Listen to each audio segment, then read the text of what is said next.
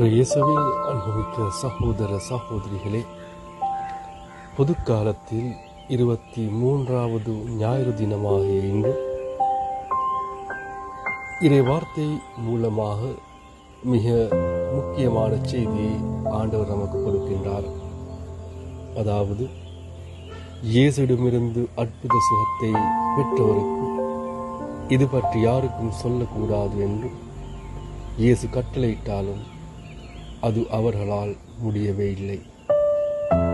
இவர் எத்தனை நன்றாக யாவற்றையும் செய்து வருகிறார், காது கேளாதோர் கேட்கவும் பேச்சற்றோர் பேசவும் செய்கிறாரே அவர் என்றார்.